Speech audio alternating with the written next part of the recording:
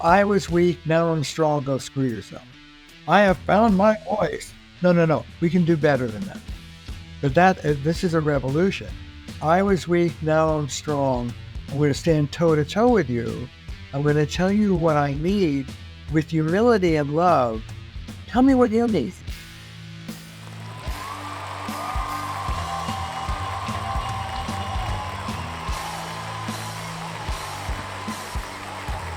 All right. It's Andrea Miller, your host of Open Relationships, Transforming Together. I am joined by my incredible co-hosts, Joanna Schroeder and Brian Adkins.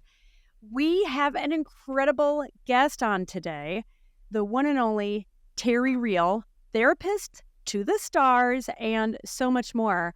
I can assure you this episode is going to be so revelatory, intimate, amazing, and packed with actionable takeaways. So what do you think, Brian, Joanna? Should we get started? Yeah, Terry Real is actually here in the lobby already, so we can just let him in. You want to say hi? All right, with no further ado, let's get this party started. Welcome. Woo! Oh my gosh, Terry, it is such a thrill and honor. As you know, we are fangirls. We are avowed fangirls. So let me give the incredible background on Terry Real. He's an internationally recognized family therapist, speaker, and best-selling author committed to helping you build the lasting, loving relationships you deserve. The author of 4 books, including the recent New York Times bestseller, Us, Getting Past You and Me to Build a More Loving Relationship, Terry knows how to lead people on a step-by-step journey to greater intimacy and personal fulfillment. This book is amazing. I actually listened to it rather than reading it. And I told Terry, I love his voice. So whether you like to read or listen, this book is incredible. His revolutionary approach to couples therapy, relational life therapy, RLT, underpins all of his books, courses, and teachings. RLT equips people with the powerful relational skills they need to make love work and cultivate authentic connections to themselves, each other, and the planet as a whole. A former senior faculty member of the Family Institute of Cambridge in Massachusetts and a retired clinical fellow of the Meadows Institute in Arizona, Terry has worked with thousands of individuals, couples, and fellow therapists. His extraordinary ability to save couples on the brink of divorce garnered Terry the reputation of the turnaround guy, and demand from other therapists to learn his RLT method skyrocketed. To bring the remarkable results of RLT to as many people as possible, Terry established his Relational Life Institute. To date, thousands of mental health practitioners have benefited from a whole new perspective on couples therapy that has transformed their clients, their practice, and even their own relationships.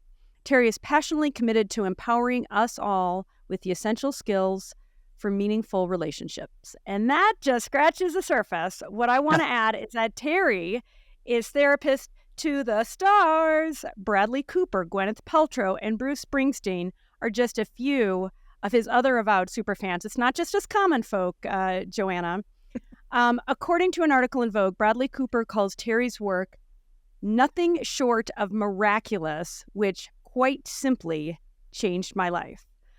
Welcome, Terry. You know we are super fans. Thank you for the groundbreaking, critically important work you do.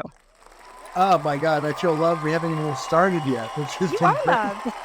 Bringing the love, and you're getting the love. It's like, instant karma right here on Open Relationships. So relational life therapy is considered a radical form of couples therapy that breaks longstanding convention. Terry, you take sides, and that is radical and different. And in fact, you sometimes seem to take a teensy bit of joy in telling people that they're full of bleep. And I'm just wondering, how do you take sides against the likes of Bradley Cooper, Gwyneth, a.k.a. Pepper Potts, or the boss himself? How does that work? Look, one of the things that I think distinguishes RLT, relational life therapy, from other therapies is how we see self-esteem. Well, for 50 plus years, psychotherapy, the self-help movement, even the great Oprah Winfrey, may she live forever, have been dealing with helping people come up from the one down of shame. And we're all just so riddled with shame in this culture. The blessed sacred work of helping people feel good about themselves and come up through one down of shame, particularly women, is been critical and wonderful. There's another self-esteem disorder, the flip side of the coin, which is helping people come down from the one-up of grandiosity, superiority, entitlement, looking down your nose at somebody, being above the rules. And as a couples therapist, it just struck me as nuts that we spend so much time helping people feel good about themselves. There are people who need to feel bad about what they do. Calling them out, right? You have to call them out. Yeah, some of our great political leaders should be have a little more humility and lesson. Look, one of the things I say is if you can't help people come down from the one up of superiority, entitlement, contempt, anger, control, you're not going to be able to help a lot of men because a broad generalization. And folks, listen, I talk about gender, I talk about race, I talk about culture. Everything I say are broad generalizations. There's lots of variation, understood. But let's start somewhere, okay? In our culture, many men tend to lead from the one-up entitled position and have covert issues of insecurity and shame. Whereas women tend to lead from the one-down shame position, victim position, and have covert issues of grandiosity and superiority. And at some point, it might be fun to talk about women's covert grandiosity. Nobody ever talks about it. But let's talk about men for a second. You have to have, if you're going to lead people into intimacy, you have to get them up from the disempowered one down, but you also have to get a lot of these characters down from the falsely empowered one up. You're not superior. You don't get to control. If, for example, I'm going to use a lot of heterosexual examples, that's not to exclude anybody. I'll try and mix it up. But, the guy whose wife won't have sex with him and he goes into a 6-hour pout because he feels so rejected. You don't get to punish your wife for 6 hours because she doesn't service you. That is entitled. And one of the, I think, revolutions in our work, if I can dare say that, is that kind of grandiosity is no favor to you. It's bad for you. Amen. Right? That's the wall, right? And it's so unconscious. That's what is so apparent when I observe the relationships that I'm in with people, men that I love, and really, there's an empathy that I feel because I do feel like it creates a separation and it's so unconscious. But I love how you talk about America's power couple. Talk about that for a minute, because I feel like that's just what you described. Well, yeah. One of the things I say, and again, you can think of maybe a famous political couple. Well, one of the things I say is that a covertly shame-based, outwardly driven man, coupled with a overtly accommodating but covertly resentful woman, well, guess what? That's America's power couple. That's a successful couple. That couple will do really well in the world. And I talk a lot about what I call the adaptive child part of us. We'll talk a lot about that. But yes, those kinds of arrangements, like inwardly insecure but outwardly grandiose and driven, it make you a great success in the world at large, but make a hash of your. Listen, my beat. Because I do have a specialty. My beat is very smart, very successful, self-made assholes. And and I love it. Oh my God. I love it that you are willing to say my clients are assholes. Like, yeah, amen totally. For being honest. That is. I mean, you may be talking to some very successful assholes right here today. Oh, yeah, right on the show too, because we can be jerks. Good to keep it real, Joanna. Thank you. So, I always felt very proud about being able to get through to these folks until the day my dear wife, Belinda, said to me, hey, Have you ever wondered why you in particular, kind of go so well? Oh my God. Keeping it real. Love that. Yeah. So, in my own family, I'm called a narso in recovery. Look, Mm-hmm. I'm a man. I'm a privileged white man. I was raised as a prince. I tell the guys Mm-hmm. I work with, relationality is my second language. I'm very fluent at it. I've been speaking it for 30 years. But it's my first language is selfishness, like Mm-hmm. a lot of men. And I've had to learn how to, we call it second consciousness, how to stop and think. And like, wait a minute, everybody in this room has gotten up from the dinner table and is helping with the dishes but me. I'm embroiled. This person is telling me about how their dog died when they were 4, and it's just so important. I should get off my ass and go do a dish or two. But I have to think that. It doesn't come naturally to me. And what I teach grandiose people is in your interest. Come down from that. I've had a lot of mentors, and one of them is my great friend, the great feminist psychologist, Carol Gilligan.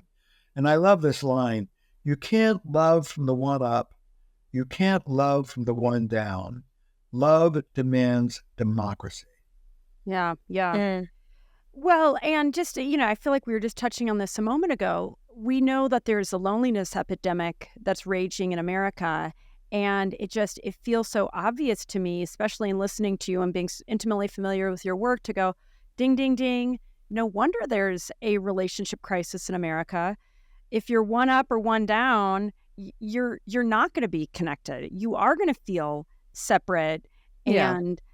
and apart from, and that's going to feel really painful. And as a parenting writer, I'm always looking at when we talk about things like this, I'm always thinking, how do we parent our kids better? Because when we're talking about this man or this generality about men who come from this one-up position with grandiosity, oftentimes it's so easy to be like, oh, men, like just roll our eyes. But in reality, a lot of that, to me, feels like it comes from a wound. It comes from being told that weakness is dangerous even for them, that it's going to get them picked on, it's going to get them harmed. And I have tried to shift my perspective as a mom of teenage boys who now look like men, from one of like, oh, the men are so grandiose and taking up so much space, to this is how they're coping with what society has forced them into. Does that feel relevant? Well, of course, and I saw you in my first book. I don't want to talk about it. At the name of the book. Yeah, it's a I great have book. a cocktail party. Some people say, "What's the name of your book?" I don't want to talk about. Oh, sorry, I didn't mean to bother you. It's a great title because that's Exactly. That's the whole thing. That's exactly what it is. I don't want to talk about it. Yeah. Well, then we're talking about that. Look, here's the thing. The essence of traditional masculinity is invulnerability. The more invulnerable you are, the more manly you are, the more vulnerable you are, the more girly you are, and that is not a good thing. And, as Brene Brown has taught, it's our vulnerabilities that connect us. We humans connect through being humans. And this idea that in order to be worthy of love, you have to be a Superman is just such a horrible trip to lay on boys and men. And the world is so deep, Joanna. What we know from the study of girls, patriarchy lands on girls at the age of about 11, 12, 13. Girls stop telling the truth, and they over-accommodate and become what Carol Gilligan called the tyranny of the nice and the kind. Right? She, a great moment came to her. She's asking a 13-year-old girl what she thought as part of her research. And the girl looked at her and smiled and said, do you want to know what I think, or do you want to know what I really think? Right. Oh, good. Brave 13-year-old girl. Yeah. We need more of those around to tell the truth. One of the things in all of my work is that patriarchy is a wound. That the imposition of these traditional gender roles, A, will never get you intimate. B, you'll feel like shit about yourself. You'll never feel good about yourself. And C, they are traumatic. It's traumatic to teach a girl that she has to stifle her voice. So, okay, the boys, are you ready? How old? Yeah. How old? Well, I know the answer, so I'm not going to say. Andrea, you guess. What did you say? How old? Yeah, how old are they when they first feel that wound? Oh gosh. I'm afraid. I think I want to say probably like 12, 13, but I have a feeling you're going to say a lot younger. I'm going to say 3, 4, 5. Oh, dang Yeah, it. I've heard 5. Holy Research smokes. By the time a boy is 4 years old, he already knows to shut his mouth and not be expressed. They still feel as much, but they don't express as much. They've already read the code of masculinity. What breaks my heart about it is that we've told them that's going to keep them safe. Well, but it will keep them safe. That's For a not a while. lie. If you look for a girl to cross into boyland after 50 years of feminism, it may be bad, but for a boy to cross into girlland, it evokes violence. Literally physical violence. A boy shows up in a dress. And so we have to arm our boys how to navigate. I call it being gender literate. You have to determine if you stay whole and expressive, you may get crap from the people around you. If you comply and you accommodate, you'll betray your own self. Yeah, we have 2 boys. They're now in their 30s. We went to a Caribbean island, and they were doing like corn rolls for the tourists. And my older son Justin had like a couple of like rock star corn rolls. It's like really cool. Keith Richards looking. My other one, the little one, whole head, Whole thing. And his favorite color is gold and pink. Oh, and nice. They were going to school the next day. And I said, look, here's the deal. If you show up in these things, you may get grief. If you don't, then you don't get to show them off to everybody. What do you guys want to do? No, we'll do it.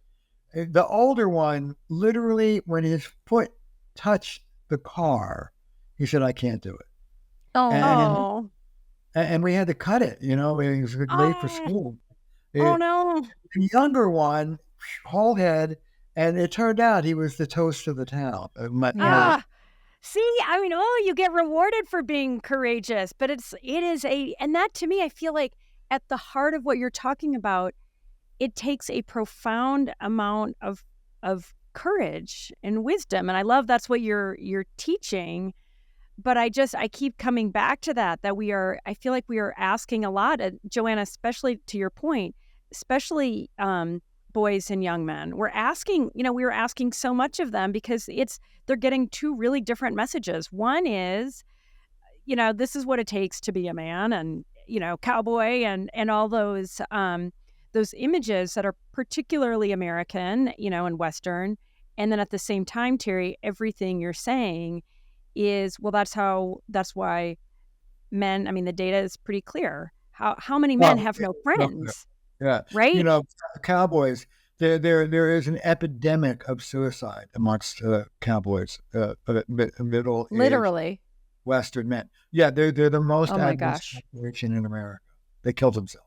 Oh my gosh. And wait, what demographic is that exactly? We're talking about, middle-aged men in Wyoming and Texas who have guns, and the suicide is an absolute epidemic. So one of the things I want to say is, as parents, we want, it's not our decision, it's their decision, but we want to encourage them and give them protection as much as we can.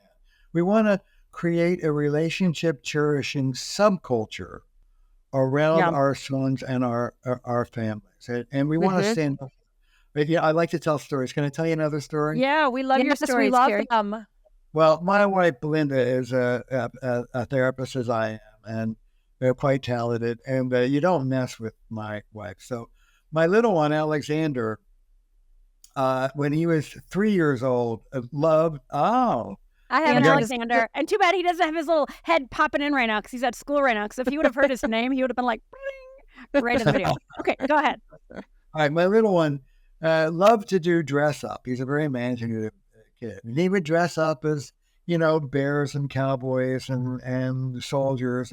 But his favorite dress up was Barbie the Good Witch. He had a slip and a tiara. He would bless things. So a friend of ours who is a nationally recognized, quote-unquote, gender expert takes it upon herself to call my wife, Belinda, and express her concern that my son, 3 years old, my son was in dresses, that she was concerned about his impending gender confusion. Oh, now, and this was like 30 years ago? Yeah, 30 years ago. Wow. No, don't mess with, without missing a beat, Belinda says to her, "Oh my God, thank you so much for bringing that. I hadn't thought about it. Hey, he dresses up like a bear too. Do you think I should worry about species confusion?" Oh my God. Yay, Belinda. Shout out to you, Mama. I love that. I love that. Well, but it also speaks to the nonsense, right? I mean, talking about like all the fearfulness and fear mongering about, geez, if you read this book or you hear about somebody else being trans, that might be contagious. Like, doesn't that kind of make you want to puke? Well, it's an interesting thing because we've gone from this highly restrictive, like every boy needs to look exactly like his dad in every single way and look like a tiny little mechanic, to this thing where you have some people who are progressives, and I'm very progressive, let me be clear here, who are almost overreactive to this. And it seems like what these tiny kids need is just for us to be like, cool, no big deal. Like, awesome. I love it. Yeah, how about paying attention to what's in front of you and just letting it be, who they are. It is true that in our misunderstanding, look, how things, and by the way, let me just say, I'm offering a course, an internet course as we speak. People can still take it. It's recorded. They can take it anytime. On self-esteem, what it is and what it isn't. How to really love yourself and stop criticizing yourself. And love that. In our sort of rush to never hurt our children and always give we kind of overdo it. My son Justin, the older one, said about his hot house, uber liberal Cambridge math school when he was elementary. He said, "Oh yeah, Shady Hill, where no one loses, you just win differently." Oh, nice. Oh, that's awesome. Well, I've always said, like, when my boys were playing soccer and they're like, no, we don't keep score at this age. I'm like, oh, every single one of those kids is keeping score. Like, maybe you're not keeping score. I'll tell you what, my kids will know every play, every score, and who kicked every goal. Like, you have to understand how the self-esteem is misunderstood in this culture. It comes from the inside out, not the outside in. It's not. Amen, Terry. Yeah. It's God-given. It's your birthright. You have essential worth and dignity because you're here, you're a human, and you're breathing. It cannot be more or less than anybody else. Can be added to or subtracted from. It just is. And we try and achieve. The other way of saying it is that self-esteem is being able to love yourself even when you're human, when you screw up or you feel bad about the bad behavior, but still hold yourself lovingly as a flawed person. And it's very rare. We have to teach the people.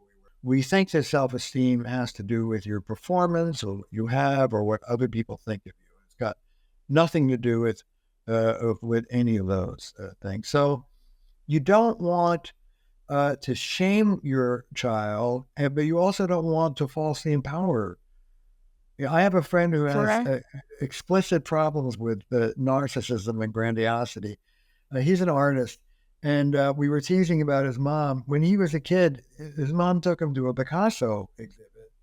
And at the end of the exhibit, she said to him, "You're better than that guy." I mean, oh my God.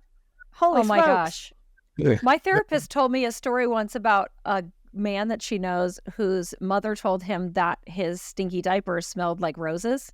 Like, this is the best smelling diaper ever. Oh, your poo-poos smell wonderful.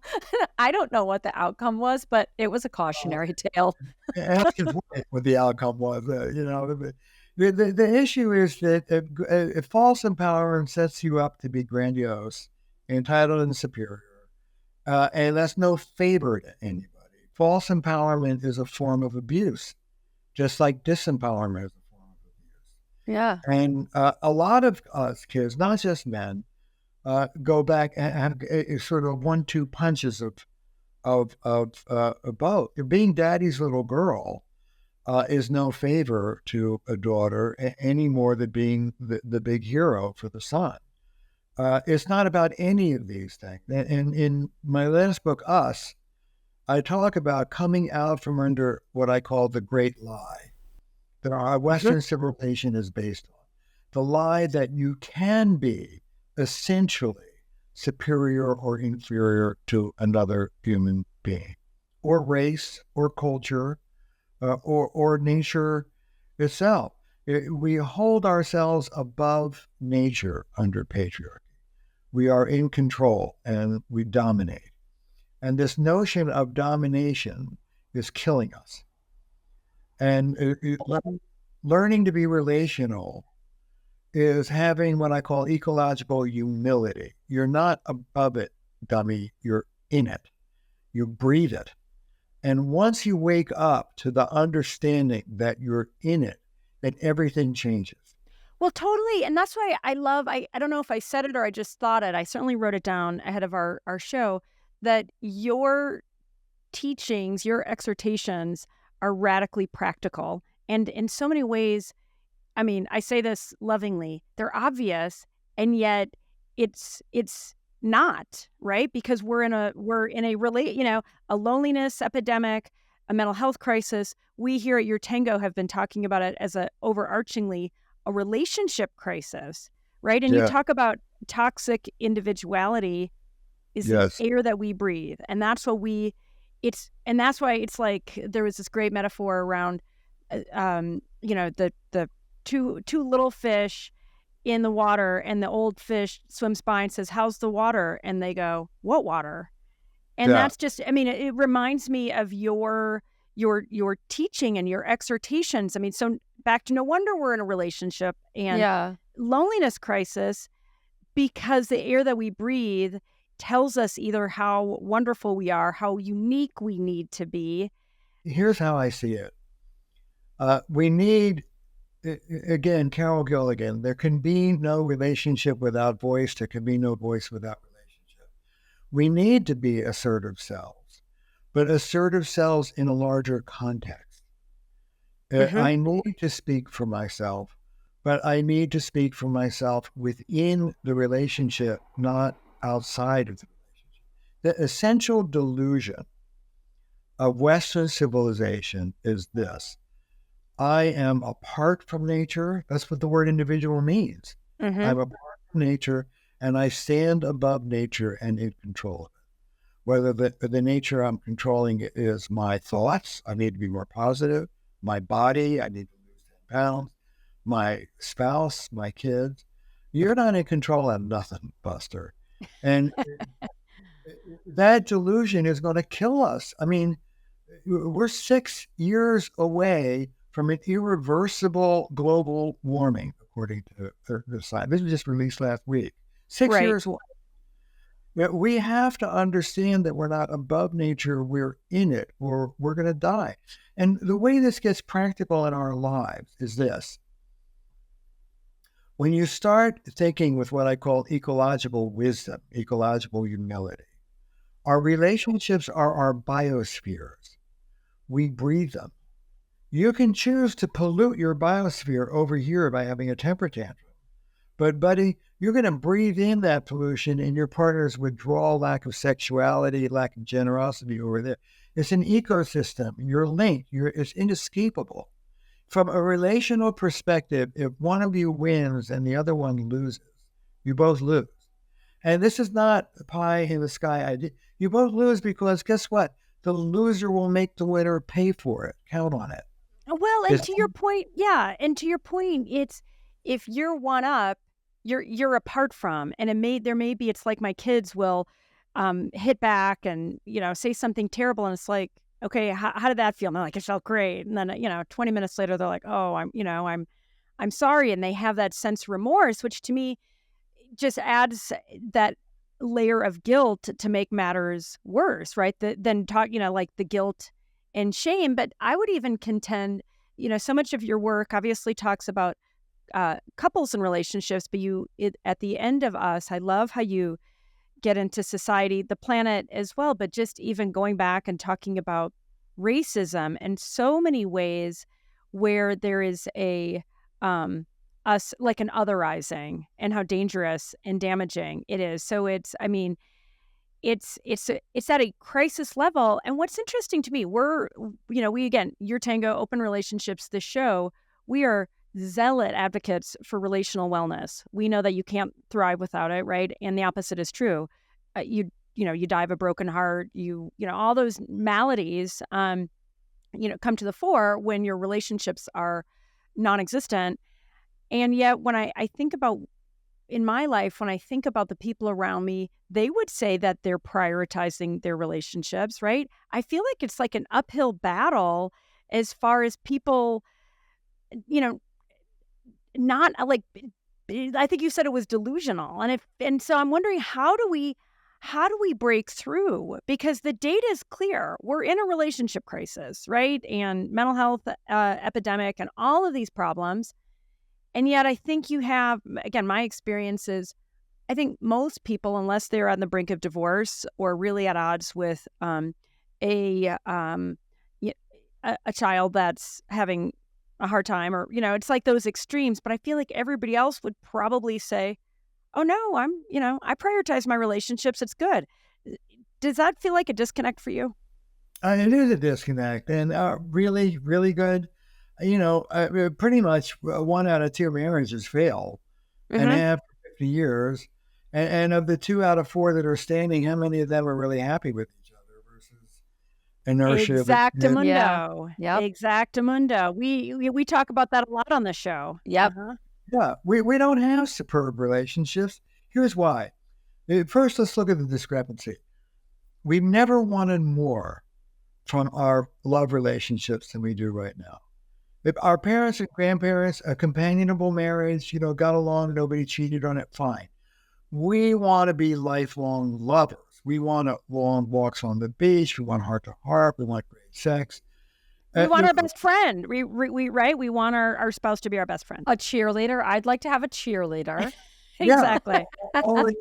But our culture is not a relationship cherishing culture. It's an individualistic, narcissistic, addictive culture. And we don't download the basic skills to people of how to pull this off. There's a discrepancy between what we want and what we know how to do. We have filet mignon ambition and hamburger skill. And the evidence is So how to get out of it? We offer 2 things. First, a map, a new vision. What living relationally actually looks like, how to think relationally. And then 2, where's your toolbox? How do you actually get it done? So let me start with the map. Thinking relationally means it's not about you versus me. It's about the biosphere. From a relational perspective, the question, who's right and who's wrong? The answer is, who cares? Right. Literally, then that's a revolution. Who cares? The question is, how are you and I going to get along with each other? I mean, and not to drift into whatever, but everybody's obsessed right now with Israel and Palestine. Sure. And which side are you on? Who's at fault? We could go on endlessly over who's more right and who's more wrong. Here's the question: how are you guys going to live together without killing each other? Amen. Thank you, Terry. Yes. And one of the things I say is, we may not have it in us to bring peace to the Mideast, but we can bring peace to our living rooms and bedrooms. So let's live this way here and now. So here's what I mean. Let me give you a concrete example. I'll do heterosexual. I don't know if you've encountered this or those listening, but it's pretty common in my work. Her to him. When you drive, you're a reckless driver, and I get myself nervous being with you. You got to do something about it. Him to her. I'm not a reckless driver. I'm an aggressive driver. Yeah, you are overly concerned and anxious, and don't tell me what to do. Her to him. No, you are reckless. You do this, you do it. Him to her. No, I'm fine. You're just okay. That's what I call an objectivity battle. Who's right and who's wrong. So one session with me, true story. One session with me. Her to him. Honey, I know you love me. Let's start with that. I know you love me. Right or wrong, call me Nervous Nelly. When you drive and you go 20 miles above the speed limit and you tailgate and you switch lanes, I get myself crazy. This is how we teach people to talk. Not you get me, I get myself. Right. Now, I know you love me. You don't want me sitting next to you feeling terrified every time we're in the car together. Honey, as a favor to me, could you slow down and drive more conservatively to be considerate so that I'm not crazy in the seat next to you? Him to her. This is a true story. Him to her. Okay. And a fight that could have lasted 40 years is done in 10 minutes because it stopped being about right, wrong, evidence, blah, blah, blah, and it started being relational. As a favor to me, could you? Sure. And she asked him what she needed. She asked him for what she needed. And I don't know who first said clear is kind, but someone said it in a leadership book that my husband read, because I have found that husbands read leadership books way more than they read relationship books, and leadership books. And if you go hand in hand, leadership books are relationship books. Yeah, exactly. And he was like, he kept saying, clear is kind. I think it was Brene. And that's what she was being. She was being clear. It was like, okay, here's what I actually mean. What I mean is, I feel scared. Could you help me not feel scared? And he's like, oh, okay, now I get it. Right? Like he was like, oh, light bulb. Yeah, I can do that. Your work is so radically practical, but I also feel like, we were talking about courage a few minutes ago. I feel like it does take courage to ask for what you want, right? Yes. And I think it's so much easier, and less effective, but it's easier to stay separate, right? In a lot of ways, because then you can't be rejected, because you're just like, oh, I'm gonna like trump you by, I'm gonna reject, the whole thing. Yeah. But that's a losing battle, right? Yeah. We know that. Well, one of the things I say is there's no vulnerability in complaint. Right. Right. There's totally. Yeah. And one of I like focusing on skills, and one of the skills we do is move from complaint to request. Mm-hmm. Don't criticize your partner for what they're doing wrong. Instead, ask them to do what is right for you.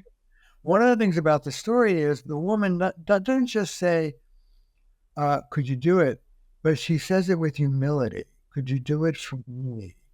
Yeah. I'm not saying you're a reckless driver. I'm saying, for me, would you do this? And that makes and that's so, I feel like that's where vulnerability can be a superpower. And I do want to sort of slow down and home in here, because when I think about, like you say, I love you, right? And it's coming from this place of humility. That is a power move. And I think it's a power move that a lot of people don't understand. But I think if they were to practice it, it's back to saying, not one up, not one down. It's you and me, baby. And, ooh, that feels good. I want it to be you and me, baby. Right? But someone, we talk on the show a lot. Someone has to go first, right, Terry? Yeah. Right. Well, here's the thing. There's many of the skills that I teach all fall under the umbrella of a big skill, which is what I call telling the truth with love. Telling the truth with love, yes. Standing up for yourself with love. Uh-huh. And what happens? What happens is, under patriarchy, you can either be connected or you can be powerful. But you can't be both at the same time. Let me say that again. This is really profound. Yes. This is the water we all swim in, fish.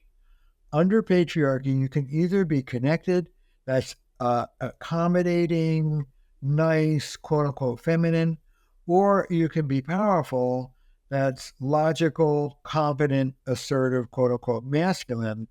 But because power is power over, when you move into power, you break connection.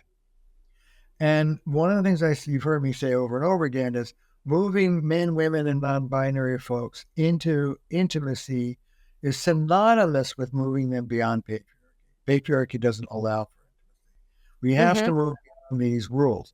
So the brand new frontier is to be powerful and connected in the same breath. Honey, I know you love me. Start with that as a favor to me, would you?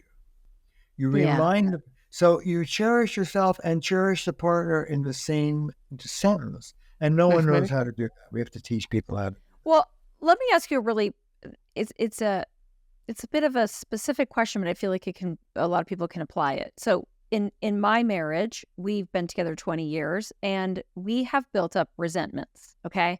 So when things come up and I'm thinking to myself, I know how I'm supposed to be. I'm supposed to be a little more vulnerable, lead, be the first one to do the right thing.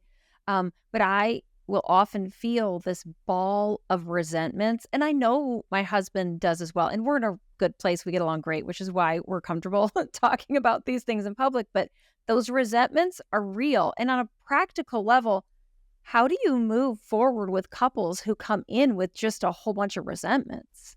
That's every couple I see, first of all. Oh, okay. So here's the thing. One of the things that you learn when you start doing the work I do is we look at three parts of you, three parts of the psyche. There's what we call the wise adult part of you, the part of you that's talking to me today.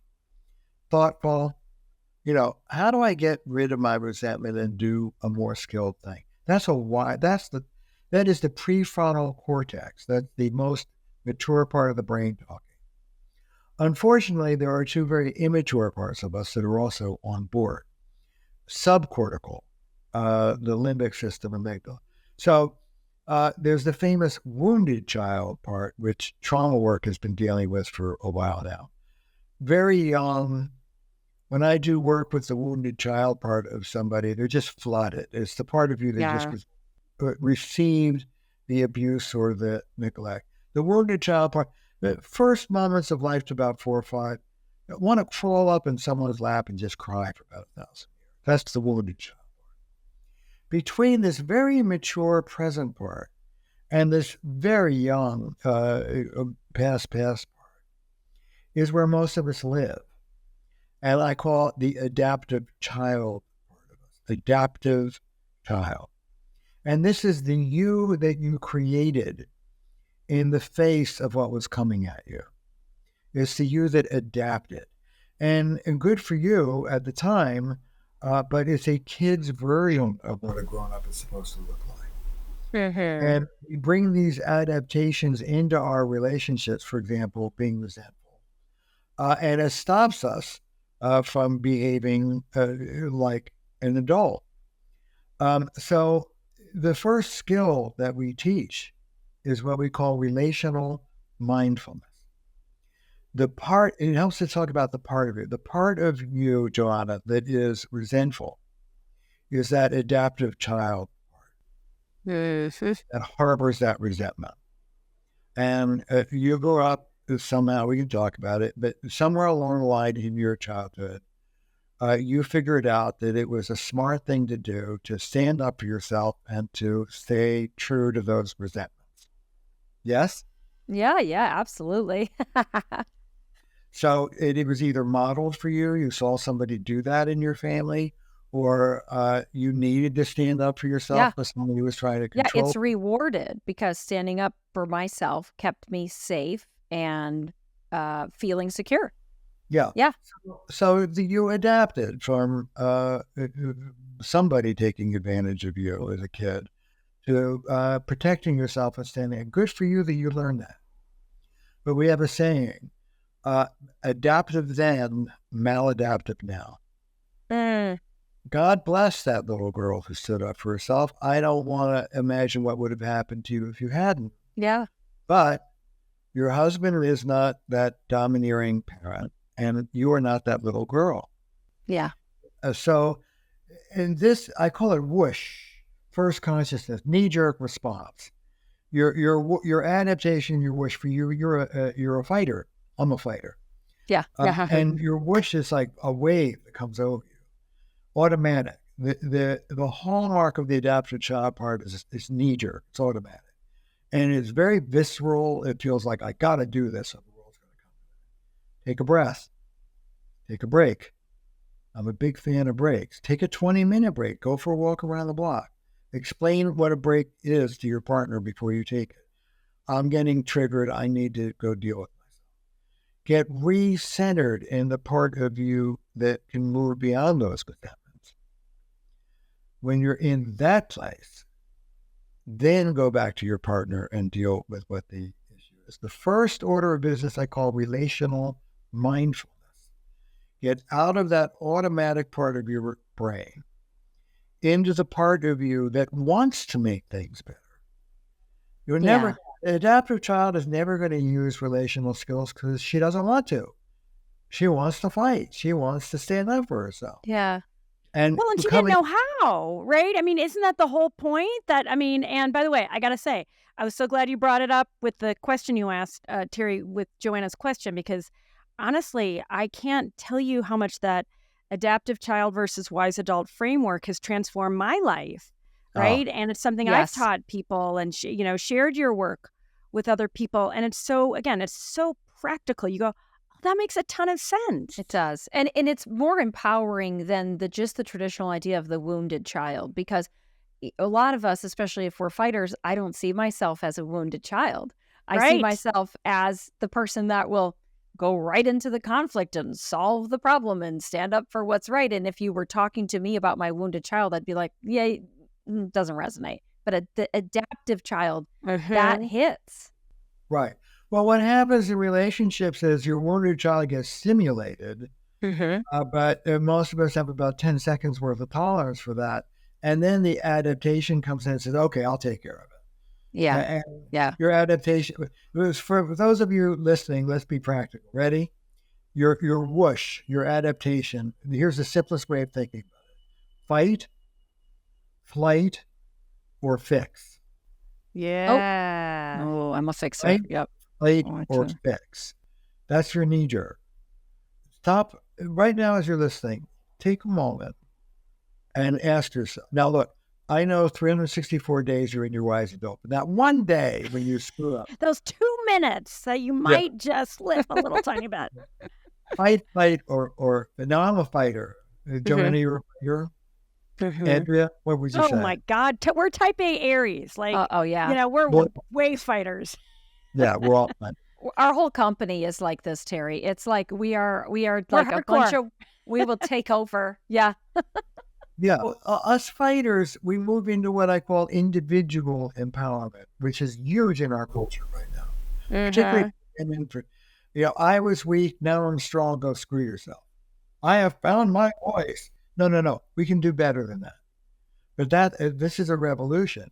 I was weak, now I'm strong. I'm going to stand toe-to-toe with you.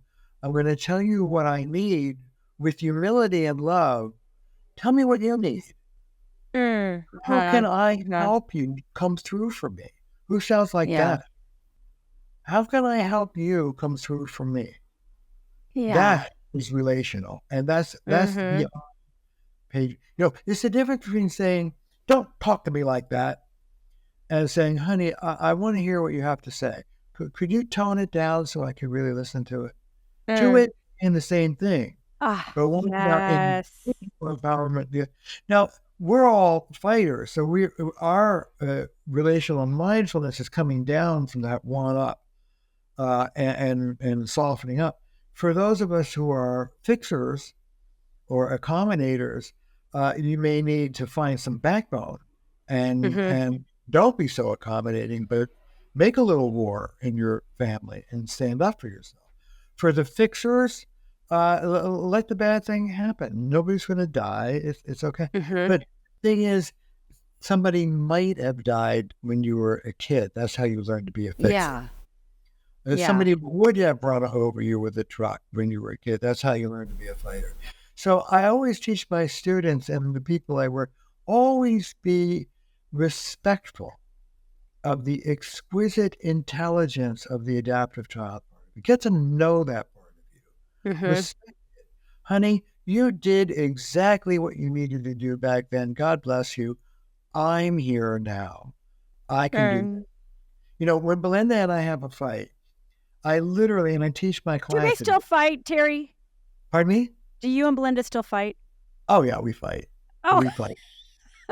oh, there's hope for the rest of us. To be Okay, honest, so when that you was a relief to hear. And one time, and we have watched a very famous therapist couple have a little squabble in front of us. They shall remain unnamed, Andrea and I both. And I was like, this makes me feel horrible. real good. Oh, I man. feel so good about myself because I Yeah. thought I was broken. No, I tell, look, we talk about harmony, disharmony, and repair. This is the natural rhythm of all relationships. You're talking to the guy who coined the phrase normal marital hatred. Okay? When you're in the disharmony phase, you hate each other. It's okay. You won't die. Uh-huh. Mhm. You know, for 30 years, I've traveled around the world talking about normal marital hatred. Not once has somebody come backstage and said, what do you mean by that? Okay. Right. Well, did you feel like when Michelle Obama used that phrase a handful of months ago, did you see that? How there was she said that there was a time when she hated Barack. And I think Yeah. it was like, oh my gosh, right? And you've been talking about this for a long time. But back to what you were saying about, what did you say about the telling the truth with love? I mean, I think a lot of people were so grateful for Michelle Obama to tell that truth because they're held up as this, like a power couple in the best way. Yeah. But for her to tell that truth and we go, oh, we relate. And like you said, nobody asks, what does that mean? But it's almost like it gives us permission to go, okay, we might feel that too. Yeah, Yeah, well, because we feel, when we feel totally broken, we give up. Yeah, I Yeah. know. And I have a name for everything. I call that relational shame. You go to a party and you think the couples to the right and left of you are having better sex and less fighting than you are. And what you don't know Well, is they're definitely having more sex. no. They're thinking the same thing about you, Andrea. I'm Yeah. telling you. Yeah. It's all bullshit. We're all human, this is part of our vulnerability as a couple. I say to people all the time, Belinda and I every day use the same skills we're teaching you. And on the days when we indulge our adaptive children and don't use those skills, we look just as ugly as you do. People love hearing that. So this isn't a binary. It's not be perfect all the time or give up. It's like, No. that's what I'm hearing. It's practice, right? Harmony and repair. It's like walking, balance, imbalance, rebalance. We don't teach couples the skills of repair because we don't even acknowledge that disharmony exists. A great couple is all harmony, just like, a great body is a 17-year-old's body. A great marriage, you're having sex every other day. Bullshit. It's bullshit. We're human. Come on. Yeah. Nonsense. Look, when you're in disharmony, you can go through harmony, disharmony, repair 20 times in one dinner conversation, or it can span 20 years of your life. But when you're in the disharmony phase, it's raw, it's dark. James Ramo, the father of couples therapy, wrote back in the 50s when he was a student, we were all with our wives and husbands. The day you turn to the person you just woke up with, and you say to yourself, oh my God, I've been had. This is a dreadful mistake. This is not the person I fell in love with. That day, says Framo, is the first day of your real marriage. Oh my, yeah, you've been punked. Now live with it. Yeah. Well, and that's, and I appreciate that candor. And I think you actually talk about it in Us about this is built into the software. This is built into the coding right? In fact, Sue Johnson talks about how we grow each other through relationships. And again, I feel like it's so fundamental to your work to teach people how to do this, right? Yeah. So that's the good news. The bad news is it feels like most people are pretty darn resistant to doing the work. Well, here's the thing. Or they think it's the other guy. They're, you know what I mean? And it's like now you're back in the do loop. But sorry, go ahead. For individualism, you know, and one of the things I say is that everybody I see is an essentialist. What does that mean? That means my partner just is essentially dot. Well, let me ask you about this.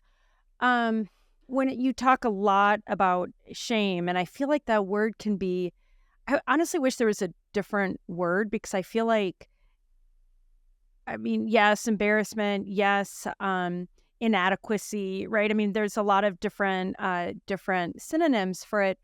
But when I think about the practical approach, you're giving us ways, hey, honey, replace the complaint with a request. Hey, honey, you know I love you. And, you know, hey, honey, I know you love me. And, you know, and those are some great tools. But when I think about when we're dealing with grandiosity and we're dealing with, you know, a lot of times men, sometimes women, and I've written down, I want to come back to the covert grandiosity of women in a minute.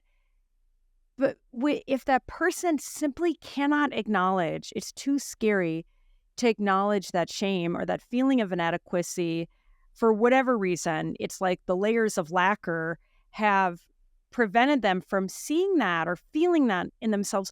What do you do? Because it feels like it can be one person can go, you know, like, I'm going to use the two wills, but if that other person is the grandiose one, is the one-up one, what do you do?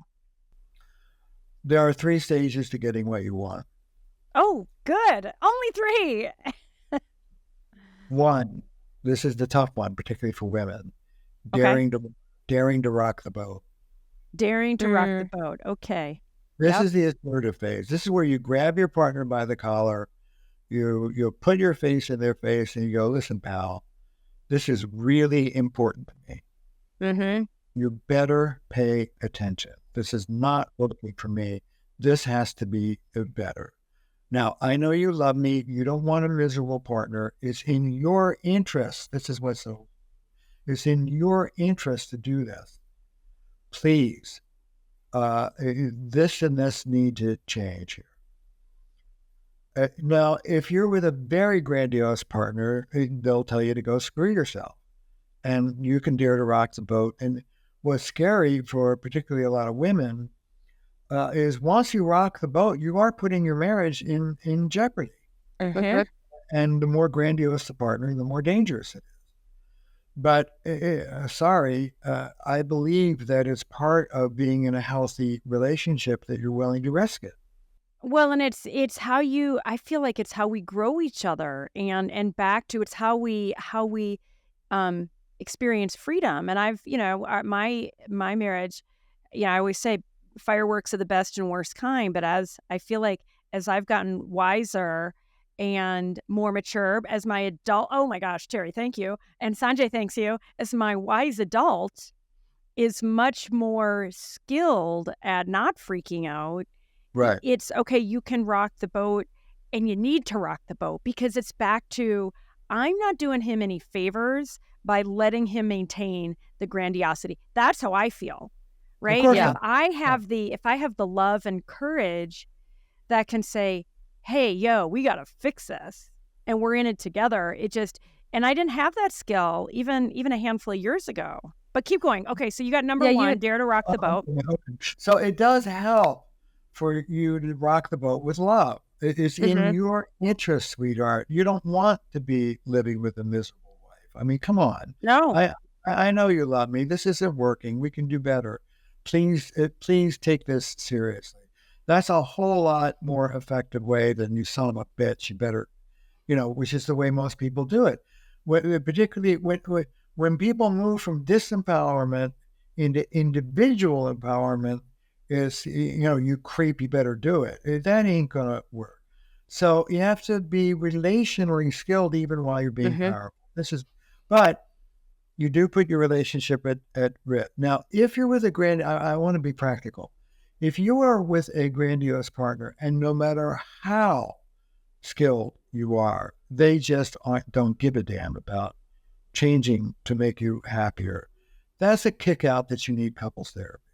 And go to an RLT therapist who will support you. Yeah. Most couples therapists will throw you under the bus. RLT is different in that we look for power imbalances in the couple, and we throw our weight behind the disempowered one, which other therapists won't do. Terry, this brings up a big thing that we've been dying to ask you. When I was reading I Don't Want to Talk About It, which is probably one of my favorite books, I came upon a quote. You quote your own wife, Belinda Berman, and you said that she said, "Beware of nice men with bitchy women." And I was on an airplane reading this, and I put the book down, and I was like, I need to know more. I need to know more, because... And then she got kicked off the airplane. It was really terrible. That's it. Now I can never fly again. But I was like, I heard that. Beware of nice men with bitchy women, that quote of your wife. And I was just like, I need to know more, because that felt so resonant to where we are in a society right now. Yeah. Yeah. The whole quote is beware of quote unquote nice men with quote unquote women. They're killers. That's the whole quote. And what you have with these men who are walled off, don't give their wives what they need, and the wives get more and more escalated. Somebody called it a rainstorm, hailstorm, and tortoise. The more she hails, the more he shells in, and the more he shells in, the more she hails. And most the therapists will say, well, you both have problems, and just throw the woman under the... No.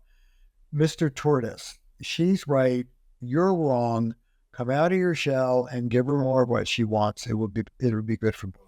And he gets labeled as the nice man because he's not causing the problems on the surface. He looks nice.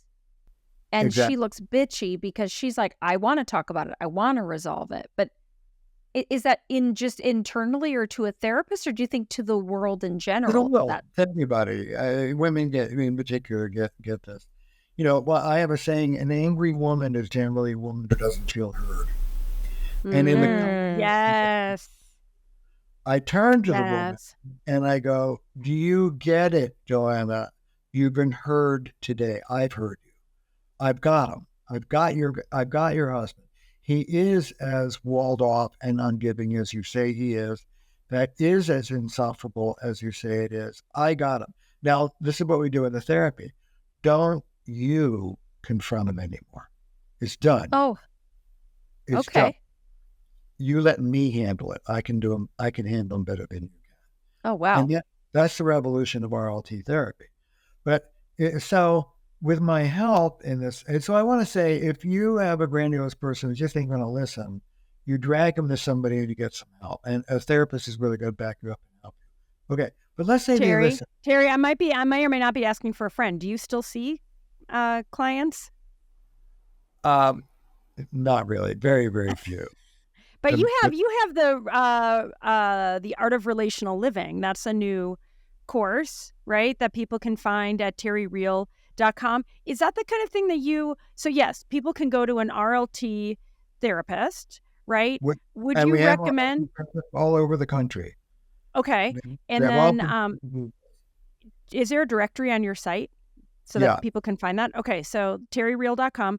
Is the art of, for couples listening to us who say, we're on the brink of divorce, we need the turnaround guy, would the Art of Relational Living, that course that you've developed, is that something that you'd recommend for couples, or is that more for just an individual? No, it's for both couples and anybody wants relational skills. But we've got like about an hour, 15-minute slice, and I'm covering both the map and the skills and the therapy. The Art of Relational Living is a deep dive. It's 10 classes. Oh, nice. Okay.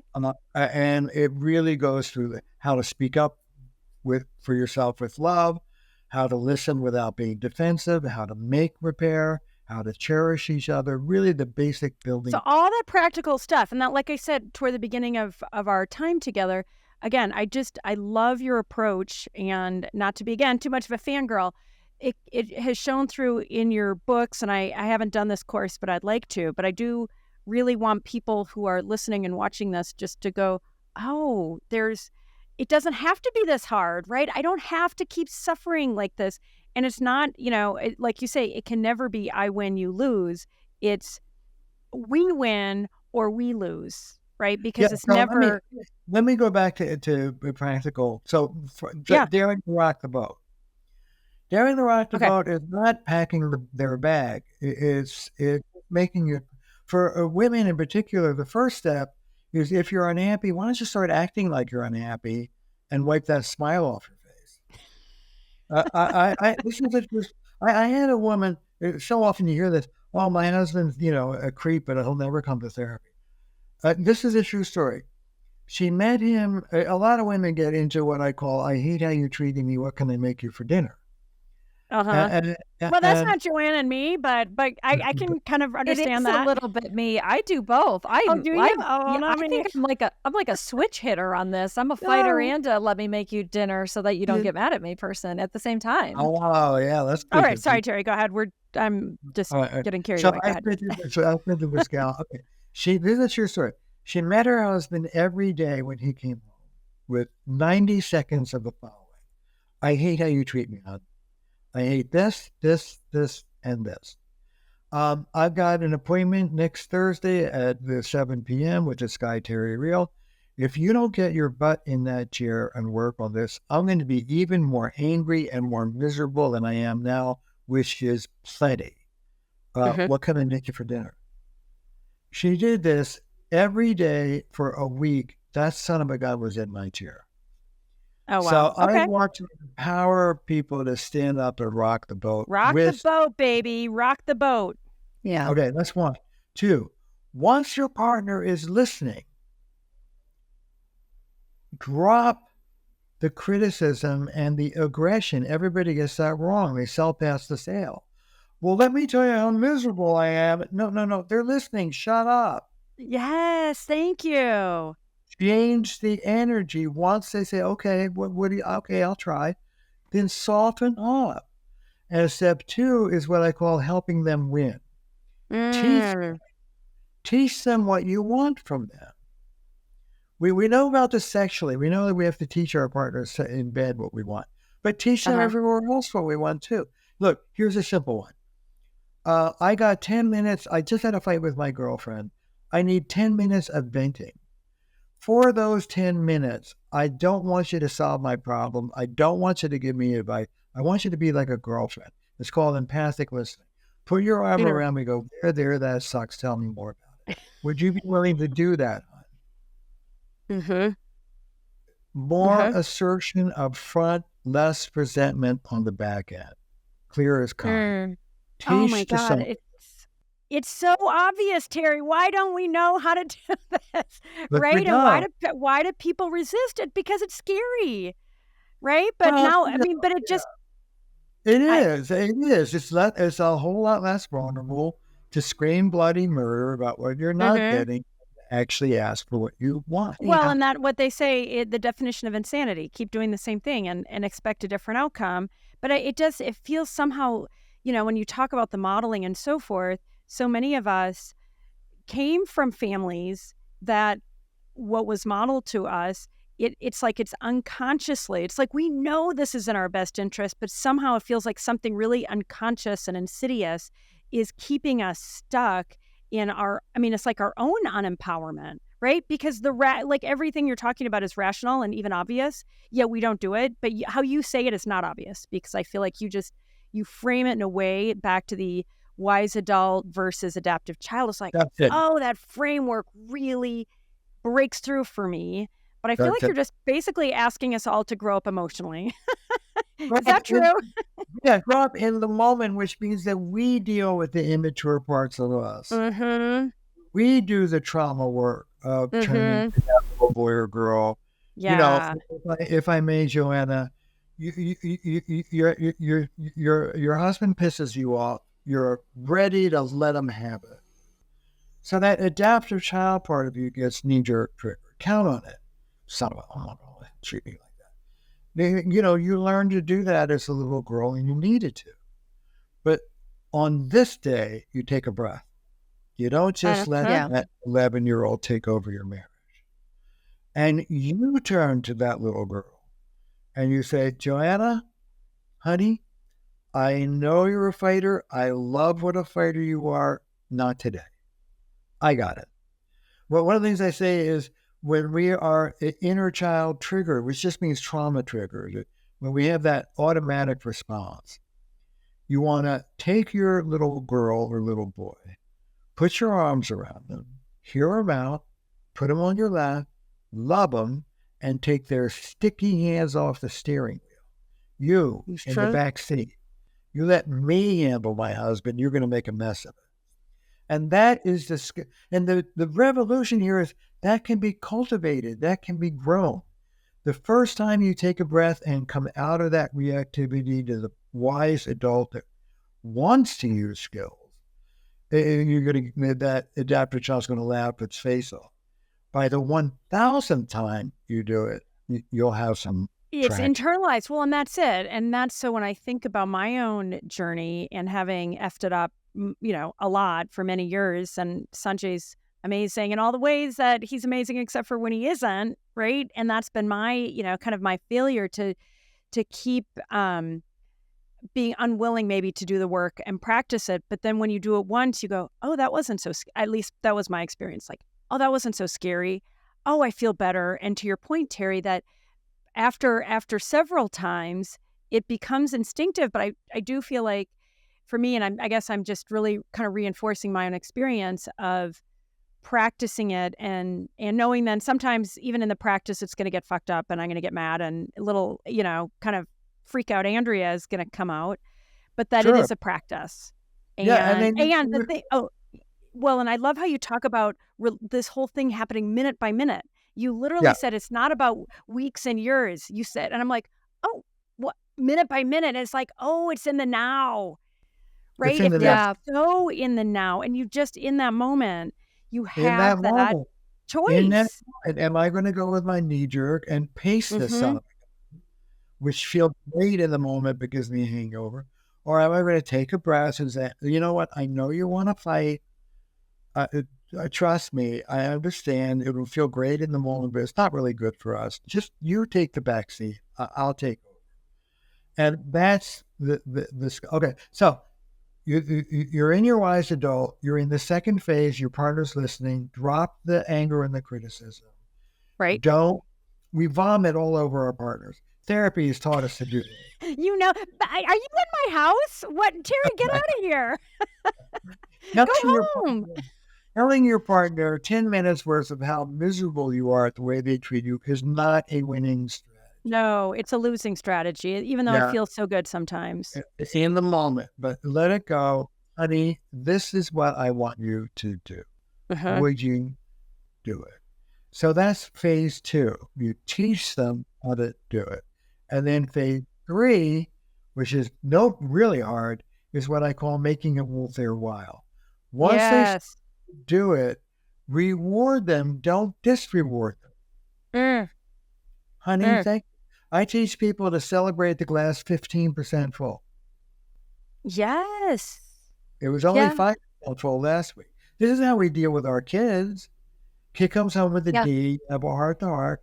Next week they got a C. You don't say, where's the A? Nope. You're saying, good, let's keep, but we don't do that with our partners. Well, it's a good little technique. So my boys are 10 and 13, also in Alexander, like yours. I remember reading early on this advice that said when your kid, it's like we spend so much time telling our kids what not to do, right? And it's like ding, ding, ding, tell them what to do, to your point, make it worth their while, celebrate.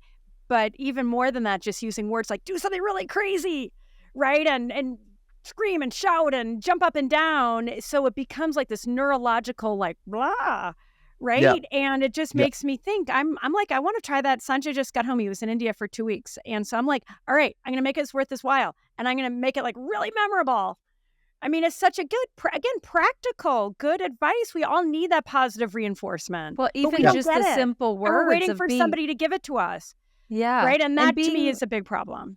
being able, I've noticed with my husband that if I can say, I noticed that you came home and you looked at me the moment you walked in and it felt so good. Like something Yeah. little like that. And he is delighted. Or like, I noticed that I finished like this whole rambling story and you listened to the whole thing. That felt so good. And Yes. that's such a reward, right? Yes. Listen, let me Yeah, tell we you don't something. take for granted.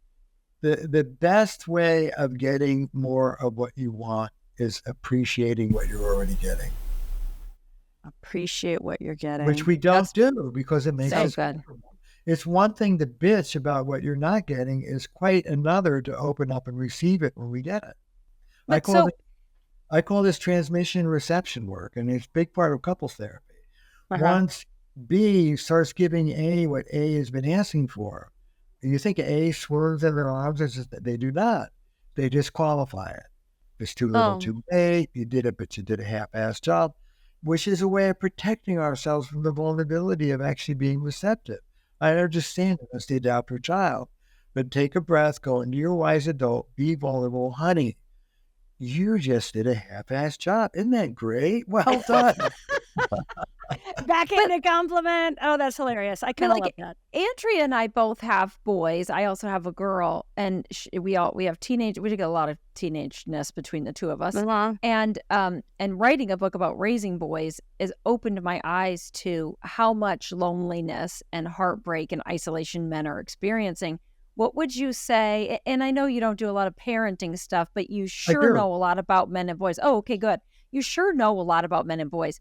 For us as parents of boys and teenagers and young men, what would you say is the best way we can help them feel more emotionally connected and just prevent some of this loneliness and depression and isolation that we're seeing so much right now? Yeah, great.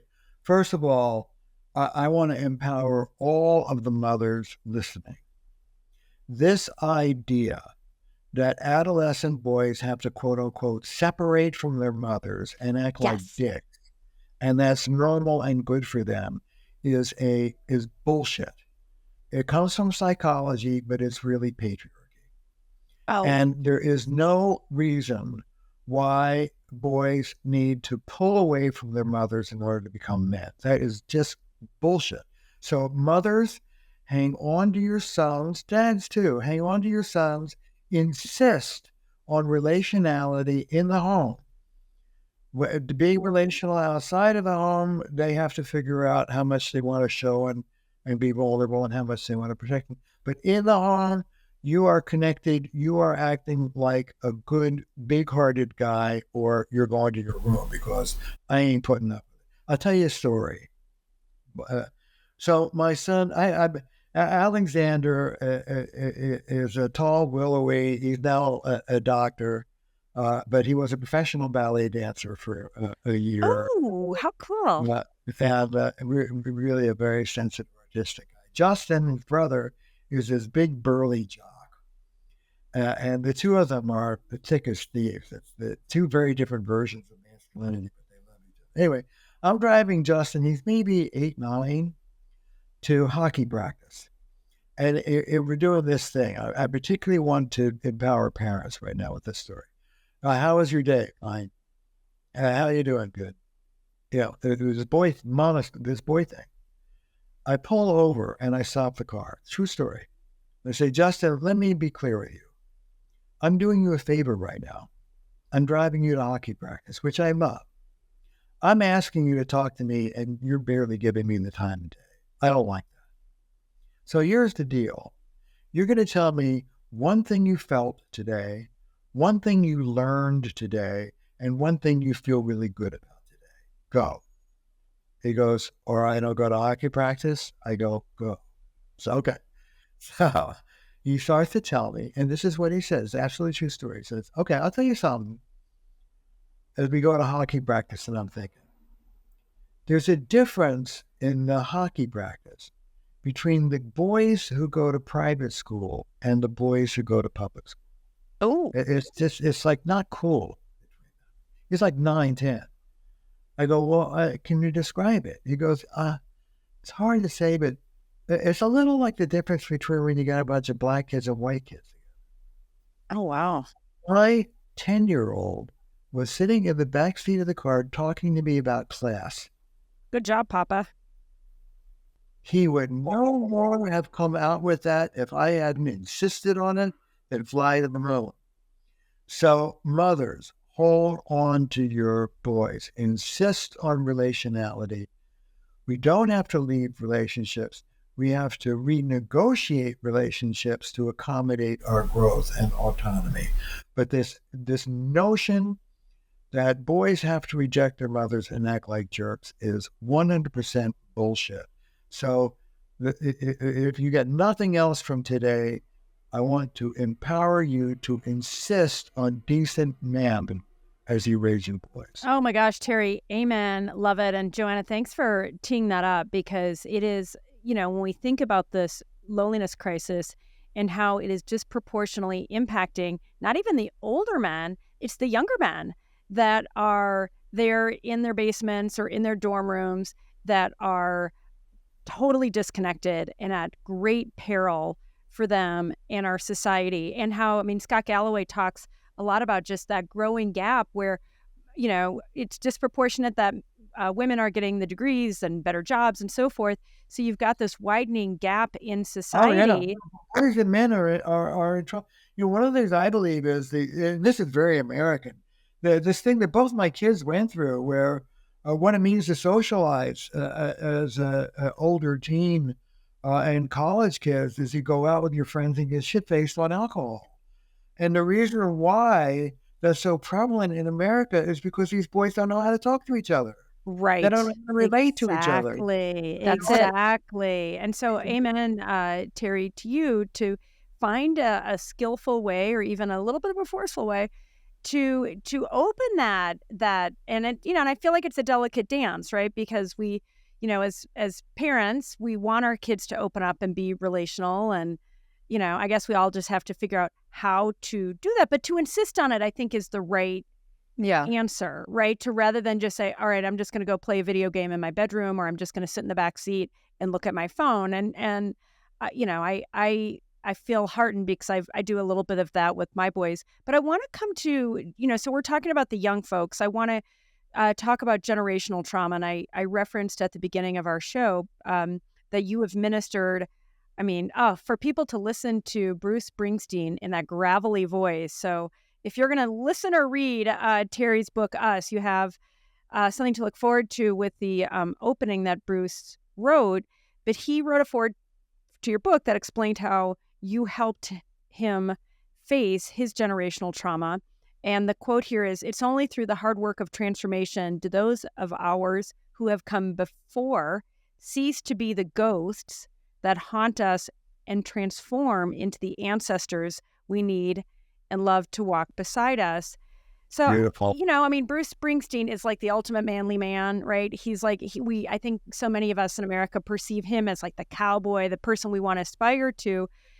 So I'm just so grateful that he obviously got incredible help from you, that he did the forward to the book for people, again, listening and watching, who go, well, if Bruce can do it, right, then maybe I can too. Yeah. Any takeaways in terms of just, kind of how that generational trauma, how people can, sort of deal with that. And I realize that's kind of what we've been talking about the entirety of the show. But if there's anything unique from your experience, and not necessarily about Bruce, obviously you're going to keep that private, but just this idea of generational trauma, I think it'd be helpful for people to, try to take that away. Let me tell you a Bruce story. I've never said this in public, but it's so adorable.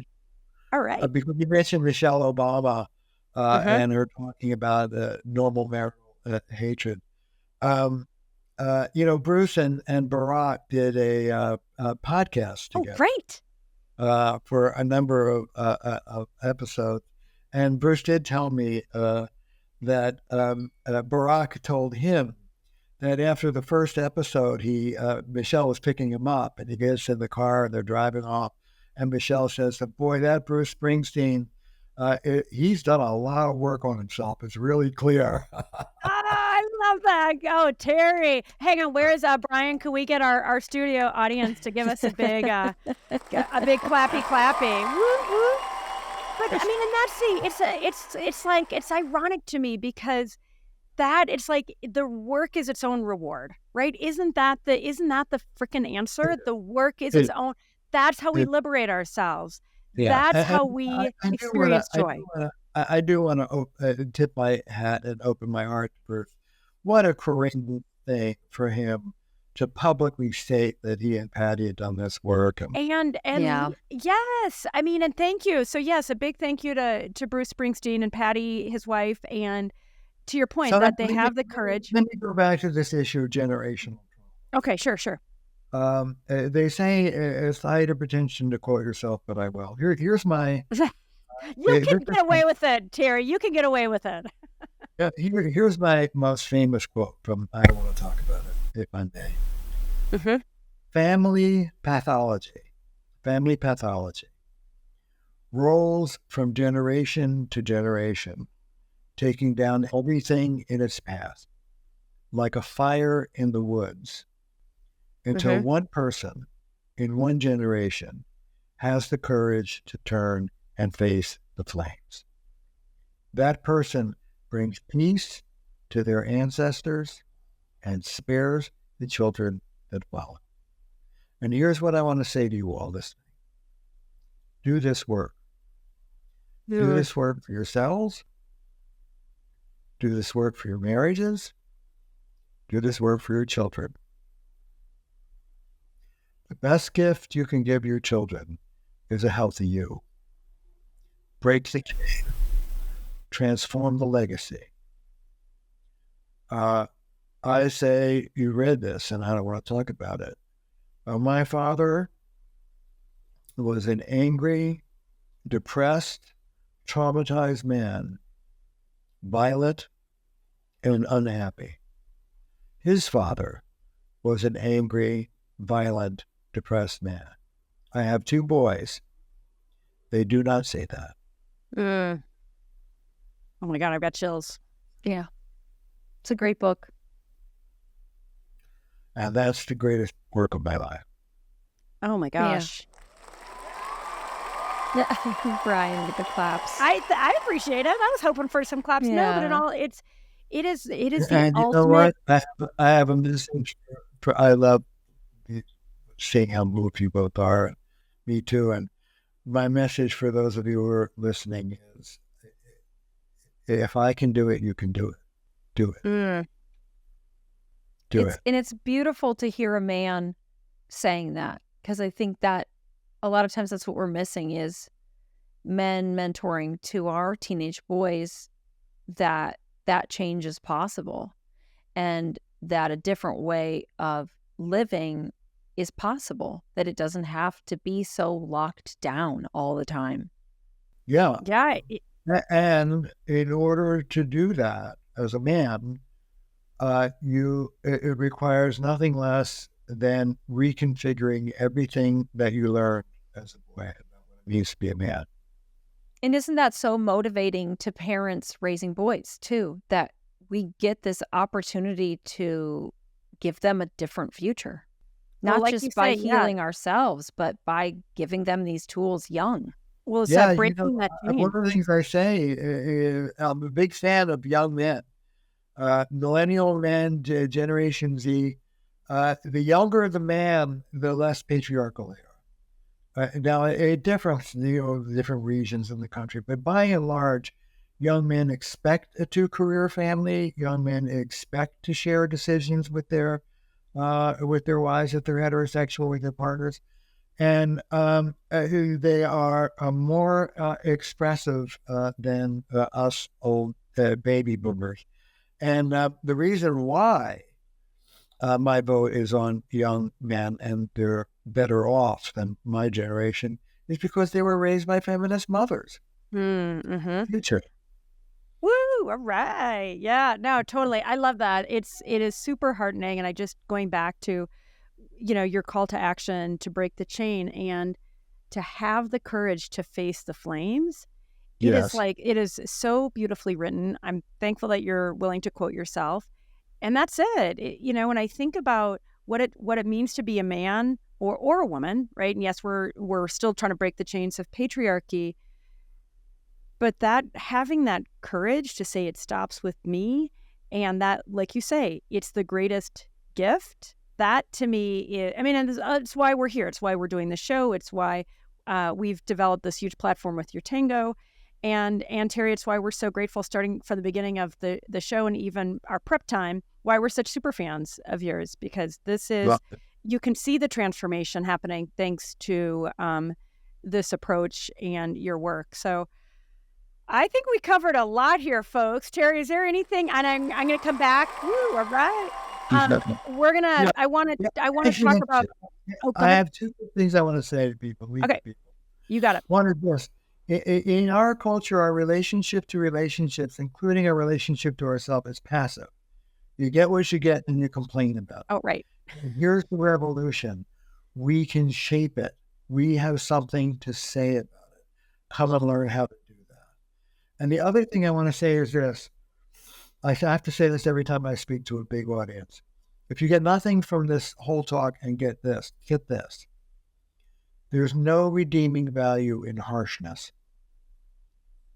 If it's harsh, it's off. Whether it's you talking to you or someone else talking to you or you talking to someone else. There's nothing that harshness does that loving firmness doesn't do better. So just take that in and live that, and your life will be very different. There's nothing that harshness does that loving firmness doesn't do better. Move beyond that. So what a parenting message, too, for parents, man. That just strikes. Boom. Nails it. Yes. Beautifully said. Thank you. Oh, my gosh, Terry, thank you. Okay, to learn more about Terry, you can go to terryreal.com. He has 2 very practical, effective online courses that are available now. The first one is The Art of Relational Living. You can do that with a partner or, a child. You can do it, wherever you have an opportunity to grow closer with somebody. And then the second one. You can do it. And you can do it, right. And then the next one is Real Self-Esteem. Learn to stop criticizing and start loving yourself. And when I think about at the heart of your work, Terry, so much of it is just doing your own work, showing up differently in all your relationships. It's like that's where the transformation starts, right? With your own willingness to say, I'm willing to change. And that is the ultimate power move. I'm willing to change. I'm willing to face the flames. In this moment right here, is in this moment, am I going to go with my knee-jerk, same old, or am I going to take a breath or a walk or whatever and come back with something more vulnerable, more loving, more skilled? Yeah. And that choice is yours right now in this moment. Yeah, total choice. By the way, Terry, I just want to get a chip of your voice in my head so I can just continue to hear your amazing voice and all the wisdom, just, especially when I'm ready to, freak out on my kids or, react, little adaptive Andrea, making that mistake. But you are truly amazing. You are such a gift. Thank you, Terry, for your time with us. Bless you. You guys are wonderful to speak with. I really appreciate it. And I just want to say thank you for this blessed, sacred work you're doing for the world and for your courage and openness. So thank you for saying that. Yeah, very motivating. The reason why so many people are listening to you is because you've got skin in the game. You're real. And I just want to celebrate your hearts and your courage. Oh, my gosh. Thank you. All right. Well, thank you. Thank you. And we want to get you back on the show. For all that we covered, there's so much we didn't cover, and there's so much more depth. And I know we've talked about some other opportunities together. So thank you very much, Terry Real. We'll look forward to having you back here on Open Relationships, Transforming Together. And for everybody, just to learn more and 4 amazing books, 2 courses, and more. And if you are a healing or helping professional, learning RLT can transform your practice, your relationships, and yourself. So Terry's got it all, folks. Terry's got it all. All right. Thanks, Terry. All right. Thank you. All right. That was amazing. Amazing. I am blown away by that. Like, I can't believe like how, I know we like to get open and everything, but especially there at the end to see him get open and tear up and like, and you put it out so nicely, Joanna and Andrea both, like when you said like it's great to hear like men talking about this kind of stuff too, because like a lot of times, you know, the issue that a lot of young boys run into is like there's no good, like masculinity is such on a spectrum nowadays, and we understand that and we respect that, and that, you know, for a young boy who's trying to figure out what masculinity is, you know, that wants to be on the more masculine side of the spectrum, and it's like, you know, what are your role models, right? Like you've got like Andrew Tate and these guys that are like just sway into the like, you have to be the most John Wayne Jordan toxic Peterson masculine dude. Yeah, exactly. And masculinity is honestly like you're allowed to be like a fisherman and a big tough guy and whatever. The only thing we're saying is just like just talk to your partners. You know what I mean? Like be open. Like you said, like it's so much easier for us to scream at each other than it is to like ask for what you need, right? Like scream out what you're not getting. And like I was like, oh my God, dude, like teen boys need to hear about Terry Real. Yes, well, exactly. Oh, that's a good idea. Maybe your next book, Joanna, you and since you're doing parenting, you know, all sorts of parenting work, you and Terry can co-write a book together. How oh about my that? gosh, this not a good idea? Your mouth right to God's I want to write the ears. forward. I want to write the forward. This is my idea. You know, it's a funny thing because I was on Twitter the other day and I saw a man saying you need to teach your boys to be tough, and he had his boys like he's like drew a line in the sand and had them wrestling. Okay, he says you need to teach boys to be strong, and I really was troubled by it because I thought I don't think that that's what we're not teaching boys. It's not that type of strength we're not teaching them. We're not teaching them an emotional resilience and emotional strength. We're definitely teaching them to wrestle in the sand. I didn't have to teach my boys that. They just did it. They know how to do that, right? It was that like comes puppies. naturally. They just wrestle. Testosterone isn't the problem. They've got that in spades. Yeah. And what he countered me with when I challenged it via Twitter of all formats was people keep saying that men shouldn't be strong. And I'm like, who's saying it? It's like we're fighting a myth. Because we want men to be strong. I like when men are physically strong. I'm into a power lifter. I like a mechanic. This is great. I like this traditional masculinity. All we wanted was there to be room for all sorts of other displays of masculinity, right? Like inclusivity for all of our boys so they can grow up feeling safe. Like Terry said about his two boys, one that's a super jock and one that did ballet and wore the pink slip and was a princess. There's room for all of them. Yeah, and I just think that is that sort of giving oneself permission to be who they are. That's a power move, right? When I think about that as a man saying, I'm not, you know, I'm going to accept those parts of me and make it okay for other people to accept parts of themselves. That feels like a real man, right? Yes. Versus somebody that's going to say, I'm going to judge you or I expect you to be less than, right? So it does feel like this is a potential for major transformation in terms of real masculinity. You know? Like really lifting people up. That to me is what I feel like it really means to be a real man. Yeah, especially when we can come at it with compassion. I think there's been so much man hate in that, like this masculinity is, if we slow down and we think of those men as little boys, it was literally dangerous for them to display that softness. And so I think the balance is going to be saying, I see you, like Sue Johnson told us. Yes. I see you. I hear how this happened. I can understand that was really scary. And I'm here for you when you're ready to do it differently. That with the men in our lives that have earned that level of trust, but also on a societal level of being able to say, this was really hard to grow up as a boy in this culture for so long, and just be there for them in that way instead of pushing them away.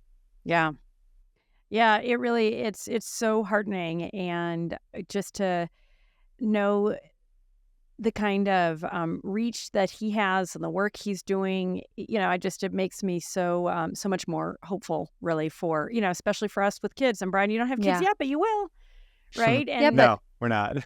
No? Oh, okay. Well, then you No. can have one of mine. And you Yeah. can raise your dog better. Your dog is going to grow Yes, up with exactly. a very loving, masculine Yeah. figure in his life. I have to Oh, ask, so fun. Joanna, did you get the answer you were looking for the nice men with the bitchy women? Because I know ahead of time you were like, I have to ask him about this question. If I don't ask this question, I'm going to lose my mind. I feel like I did, and I feel like him clarifying that it's the quotes. You know, that Yes. this is a nice guy. He's not the one who's raising all the problems. He's not the one that's, Yeah. you know, That's rare. that then she has to become that. And I think it was actually Harville Hendricks and Helen LaKelly Hunt who say the tortoise and the hailstorm, that Yeah. when you go into your shell, I have to become louder and throw bigger pebbles at your shell to get you to come out. By the And way, that- I want to meet Belinda. I think Belinda me sounds like too. powerhouse. Yeah. I want to say, Belinda, bring it, baby. yes, Like so much yes. wisdom. And I just love how he refers to her a lot in the book. He obviously referred to her quite a bit in our conversation. And you feel that admiration that he has for her and respect. And that they, you know, it's like the Sue Johnson model of how my presumption is how they've grown each other, which is like, it's just badass, man. And I just think in my own relationship, like, let me quit resisting the chance to grow each other, right? Like that, I feel like it's the same kind of conclusion we ended up with Stan Tatkin. It's like, this is how we transform together, right? Yeah. Yeah. Okay, let's get takeaways. I wrote like 17 pages of notes. So I can go first, or Joanna, Brian. go for it, What, go for what it. are your big takeaways? All right, I'll go first. Oh God, it's hard to decide. So I'm just gonna give a couple. I think probably the one of them that stands out the most, to me, telling the truth with love, to me is a power move. And I just think it can be so scary. In fact, I talk a lot with my kids about having hard conversations. I mean, I talk about it with colleagues. I talk about it with, friends. Those hard conversations, those are the ones we need to have. And so when I think about telling the truth with love, to me, it's like, ooh, that's how we get stronger. That's how we build connection and intimacy, right? But the key is telling the truth with love, right? Because the truth can be harsh. And I loved how he really emphasized that there is no place for harshness, right? So that was one of the big ones for me. That's what I telling was the going to truth with say. love. Oh, okay, go ahead. Yeah. That was mine, was that there's no redeeming value in harshness. Because like, it's a little bit of a meme right now, but like there's the Ted Lasso effect. And my fiance loves Ted Lasso. I haven't seen it yet, but like the idea being that the overwhelming positivity, the like just not positive to a fault, but like that just like unrelenting optimism and niceness, like can literally overpower anything. Like it's the kill 'em with kindness kind of thing. But I've seen so many people talk about how like they've put the Ted Lasso effect into their lives and it's like totally changed them. It's sort of like Jim Carrey, the Yes Man movie from way back. I love that movie. Yeah, where it's like just saying yes ends up like putting you in more interesting positions, but it's like the same kind of thing, like just being positive and just like in every moment that like you could have gotten mad or could be whatever, instead just do the opposite, just do something nice or whatever. And but it has to be authentic. Everything. Yeah, authentic thing. Like what I've tried to do with people who are like in service positions who are, I feel like hostile or I go in hostile, is I always keep trying to think like, what good do I see authentically in this situation, or what struggle do I see authentically, and then how do I acknowledge that? Like, oh my goodness, it is so hot right now. Like, oof, like, or just something kind. Like this line is so long. You must. This seems like a high pressure situation for you, and I see that, and people do respond much better. And I've tried both. Be seen. I mean, that's such a gift. Insane, Joanna, but good for you. I just, this idea of being seen, being sincere, empathetic, and I love that, Brian, your point about finding those, really authentically finding those occasions to affirm, right, rather than tear down. And how, I mean, to me, that's where the magic happens when we think about, gosh, kind of the possibilities that are before us. It's outstanding. So I love that. Awesome. And not to put ourselves on a pedestal, I'll have to tell you, I say I try to do that, but it was not a mere 3 months ago that I was asked to leave the budget rent-a-car place at the Seattle airport. Oh. Andrea loves when we sell ourselves out. Yeah. I was so hostile because I felt so like unimportant waiting in this line for 2 hours at 1 a.m. with my 2 kids. Oh my God, that's happened to us before. What in the world? That happened to us, and then they racially profiled Sanjay. I was like, what? We're out of here. Well, and my reaction was so bad that they were like, ma'am, you need to leave the rental car area. And so me with a little kid and a teenager trying to bring our oldest to college, I got kicked out because I was so aggro. And it was like, and this wasn't even that long ago. I wish I could say this was like me at 20. No, I was 45. And so like, I don't want anyone to think that I think I'm hot shit, because that is awesome. All right. Well, then in the spirit of coming clean and calling ourselves out, I had an experience less than 3 months ago. Oh my God. It's like, I'm going to start to like blood pressure rise. I had to get a mammogram. And so I got to the place like right on time. If the appointment was 12:30, I got there at 12:28, but it was a Saturday and the front door was locked, and it's this huge building. So I was like, oh crap. So I started to walk around to the back, and I was like, crap, it's going to take a lot longer. So I got back in my car and drove around. By the time I walked into the office, it was 12:36, and I sat down, and the lady's like, no, you're 6 minutes late. And I fucking lost my mind. Stressing me up here. Oh my God. And so I'm like, she was like, no. Meanwhile, there are a whole bunch of people there. It takes 5 minutes. So I said, listen, I was 6 minutes late because your front door was locked, and that's not my fault. And any other time I've been here has been during the week. So I insisted and just said, come on. And so they said, all right, well, we'll take you in. I'm like, okay, great. Thank you. And they brought me to a side room, and the woman's like, listen, I don't want to talk to you in front of like the 3 or 4 other people waiting, but we can't see you today. And I'm just like, I was 6 minutes late because your front door was locked. Okay, let me ask you this. If I waited, how long would it take? Right? Because it's like half an hour away, and it's just a pain. And the woman's like, I can't, she's like, you can wait all day. I don't know how long it's going to take. I don't even know if we can get you in. And I almost lost my mind. And so anyway, Joanna, they were like, ma'am, you need to leave now. Well, it's that injustice. There's something about injustice that when I hear that, I am like, the injustice. And that triggers for me. Yeah. But how? Well, and it wrecked my day. I was so stressed out. And then I was embarrassed because I was I don't think I was a complete asshole, but I was I was what's the word? Advocating for myself very strongly, right? Yeah. And it was like, even if their front door wasn't locked, I'm 6 minutes late, and there are people behind me. And it felt like the hostility was coming toward me in a very passive way. And it's like, wait, no. But you think, I've got it off my chest, just air to the world. and it's good to, that's the thing is like maybe that's one reason why we're so interested in these conversations with people like Terry and Sue Johnson, is because we can recognize in ourselves this tendency, and then also that want to do better. Yeah. But like it can almost be dissociative. Sometimes I'll get this injustice thing, and it'll be like, my mouth is open and things are flying out. Well, and I feel like he said it toward the beginning of our discussion, and he certainly writes about it in the book. It's like, golly, I mean, back to even the, there's no room for harshness, Brian, your point. And then he talks about the opposite of that, just the imperative of kindness. And so when I think about when I screw up, like I had to really find that kindness for myself. I had to find that forgiveness for myself because I was embarrassed. I knew it wasn't my finest moment. And I just said, you know what, Andrea, if you continue to berate yourself and harbor this guilt, that's not growth, right? Talk about the adaptive child. That's not what my kids need. That's not what anybody needs, right? And so to face, okay, I fucked up.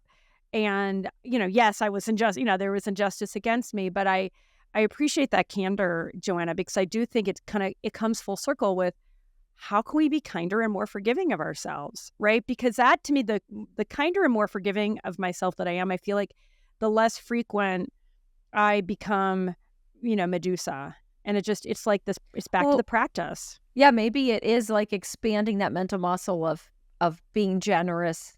Yeah. Being defaulting to gentleness and love. And we do have to practice that with ourselves. It does flex that muscle. Yeah. And it is. And that to me, it's like the holy practice. And just, kind of how we concluded with Terry, back to it is the most important work that we do. And it is answering the call. So, all right, guys, this was amazing. Thank you for such a great show. I think we should wrap it up.